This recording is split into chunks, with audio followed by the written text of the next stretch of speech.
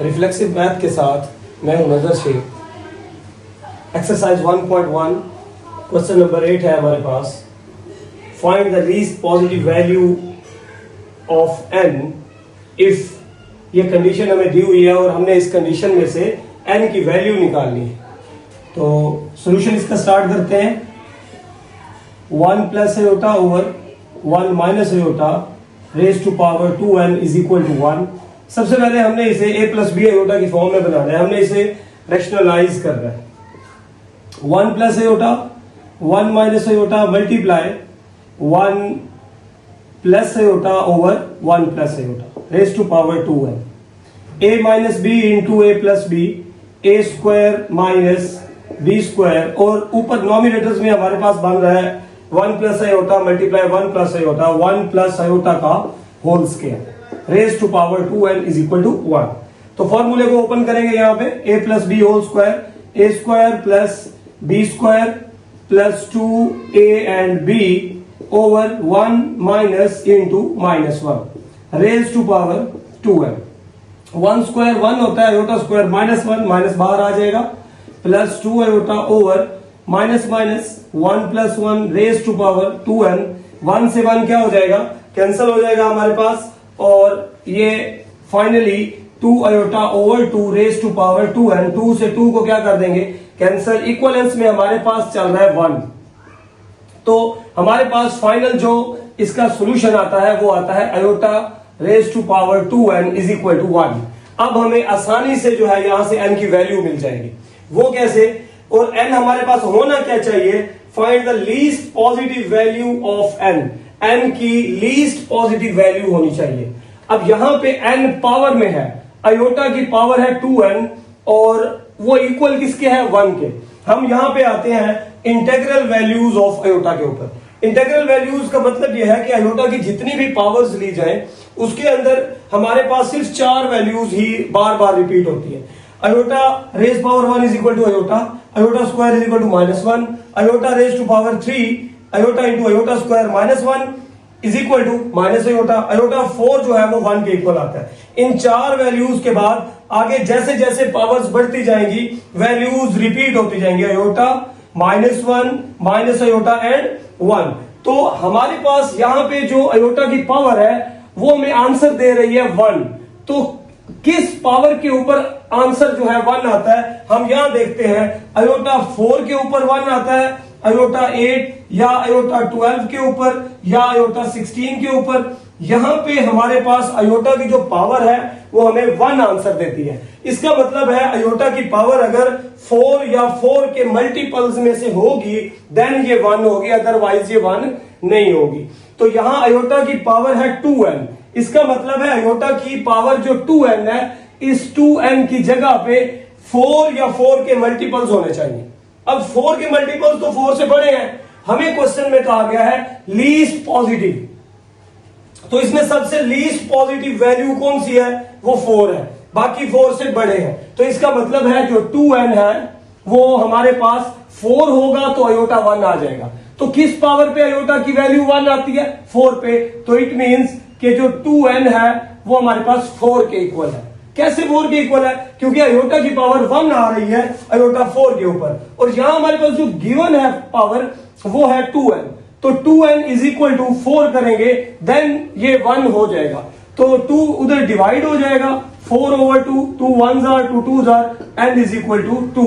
तो हमारे पास least positive value of n जो है वो 2 आती है।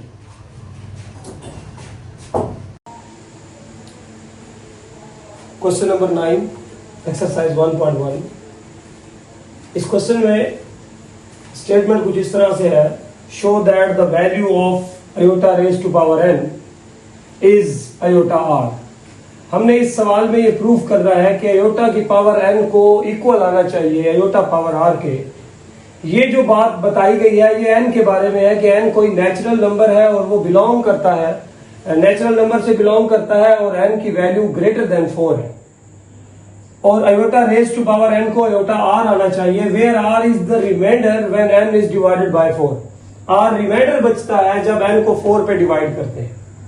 तो मतलब n कोई 4 से बड़ा नंबर है जिसको हम डिवाइड करते हैं 4 पे तो रिमाइंडर आर आता है, और अगर आप अयोटा की पावर n ले रहे हैं उसको इक्वल आना चाहिए उसकी रिमाइंडर की पावर के इक्वल आना चाहिए। मीन्स ये कि अगर आप फॉर एग्जांपल n की वैल्यू 21 ले रहे हैं तो इसको इक्वल होना चाहिए, 21 को 4 पे डिवाइड करें, 4 5 आर 20, नीचे क्या बचेगा 1, तो it means iota power 21 equal होना चाहिए अयोटा पावर 1 के। तो इसी तरह ये रूल फॉर ऑल वैल्यूज के लिए होना चाहिए। और ये भी मैं बताता चलूं अभी कि ये 4 पे ही डिवाइड क्यों करते हैं, क्योंकि हमारे पास हर इसकी इंटीग्रल वैल्यूज जो अयोटा की होती हैं वो 4 होती हैं।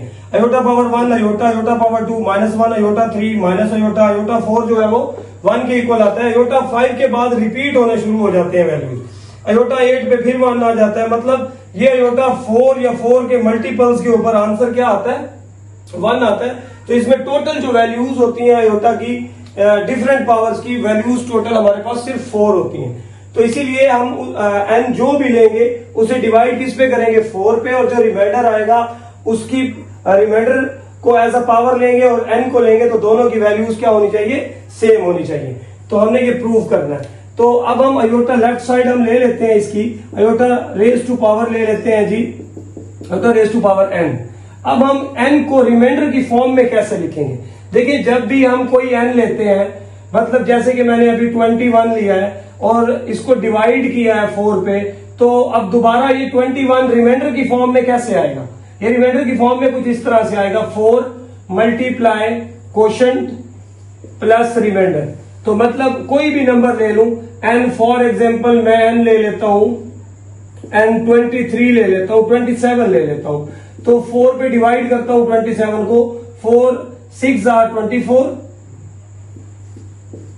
नीचे रिमाइंडर क्या आता है 3। अब दोबारा 27 को अगर मैं लिखूंगा तो मैं उसे रिमाइंडर की फॉर्म में लिखूंगा 4 मल्टीप्लाई 6 प्लस 3, तो 4 आएगा, साथ कोशेंट प्लस रिमाइंडर। अब मुझे n का पता नहीं है, तो मैंने जब n को रिमाइंडर की फॉर्म में लिखना है तो मैं इस फॉर्म में लिखूंगा 4 मल्टीप्लाई कोशेंट प्लस रिमाइंडर। तो मैं n को जब 4 पे डिवाइड करता हूं तो मेरे पास रिमाइंडर की फॉर्म क्या आती है, किसी भी n को डिवाइड करते हैं तो ये फॉर्म आती है, मतलब 4 आता है मल्टीप्लाई कोशेंट प्लस करे रिमाइंडर, तो देन वो इक्वल होता है वापस उसी n के। तो यहां पे भी हम n को लिखेंगे 4 मल्टीप्लाई कोशेंट प्लस रिमाइंडर। क्योंकि हमें n का पता नहीं है तो लिहाजा हम एग्जैक्टली वैल्यू q या r की भी नहीं ले सकते। तो 4q plus r, iota power 4q अलग कर लेंगे, अयोटा पावर r अलग कर लेंगे। अयोटा पावर 4q का मतलब है मल्टीपल्स ऑफ 4। मल्टीपल्स ऑफ 4 जो होते हैं उसके अंदर हमने देखा है 4 हो चाहे 8 हो चाहे 16 हो, 4q मल्टीपल्स ऑफ 4 के ऊपर अयोटा की वैल्यू 1 आ जाती है, बाकी अयोटा r बचता है हमारे पास। तो ये आया जी iota raise to power r, iota raise to power n is equal to iota raise to power r which is equal to right hand side. तो ये रूल अब हमारे पास for all integers, for all natural numbers के लिए valid होता है कि अगर आपके पास अयोटा कोई भी है आपको परेशानी नहीं होगी, आप उसे 4 पे डिवाइड कर ले, जो रिमाइंडर बचेगा उसी पावर में उसे अयोटा को लिख ले, तो वो आपकी वैल्यू जो है वो डिक्रीज हो जाएगी बट सेम होगी, लेकिन उसकी जो मैग्नीट्यूड होगी वो सेम रहेगी।